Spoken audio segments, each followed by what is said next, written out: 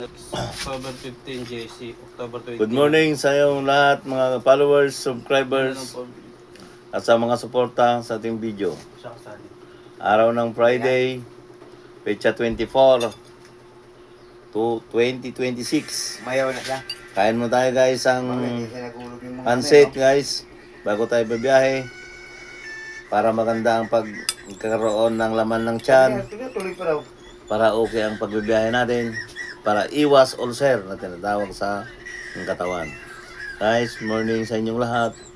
Kain mo tayo ng noodles bago tayo bumanat ng biyahe. Mahirap ang nagugutom sa biyahe. Ulcer na kitadatnan. Mawawala ang ating focus sa ating biyahe pag nagugutom kayo. Kaya wag kalimutan guys, bago bumiyahe, mag-almusal muna kayo.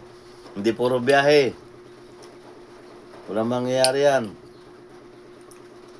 Isipin nyo muna yung sarili bago hanap buhay. Kapag yan na dodi, utas nabang buhay. Kaya kayo mag-ingat-ingat. Kung walang pagkain, ibang kinakain, ay hindi pwede. Dapat kain kayo ng noodles para mas masarap ang buhay. Haba-haba ang buhay. Puro noodles na. Ito nga, kaya ako nag-almusal para dito naman itong biyahe. Tanghali na tayo pa biyahe mga guys, kasi ganun pa rin ang kita, wala pa rin magbabago. Laging tumataas ng krudo. Iniikot-ikot lang tayo ng mga gobyerno para mapatunayan nila na ganito ang sistema ng ating bansa. Dapat ibaba ng bilihin, krudo, langis at iba pa para guminhawa ang mga mamayang Pilipino dito sa atin. Hindi lahat ang sinusuportahan natin dun sa ibang bansa, kundi tayo naman ang suportahan nila sana. Mga bilihin tulad ng mga noodles at iba pa, pagkain, lahat-lahat. Ito guys, so kahit ganito lang ito, medyo may value ang noodles na ito. Pampalakas sa biyahe.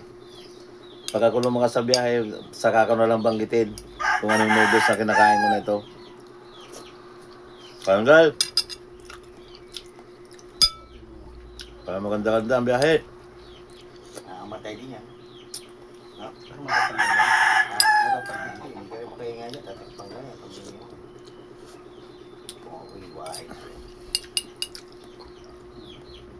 Sakit yan. Noodles lang guys. Malit. Bago tayo No? Malit. biyahe. Kumapang sa'yo. Kain muna tayo ng mga alaga nating mga manok.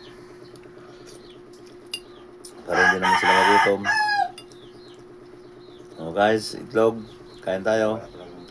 Para maganda-ganda ang kondisyon ng katawan.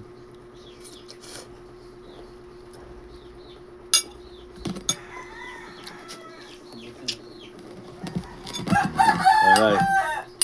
Good morning sa lahat ng mga followers guys. Puno na sila, no? Shout out naman tayo dyan guys. Daming Mga nakikinig, kung saan man kayo naroon, ingat-ingat. Dahil medyo maulan-ulan ngayon. Dali rin. Pabugso-bugso ang ulan. At ingatan na rin sa pupuntahan. Laging kondisyon katawan, magdala ng coat, mga payong, pang suporta sa sarili natin sa pupuntahan. So hanggang dito lang guys ang ating video.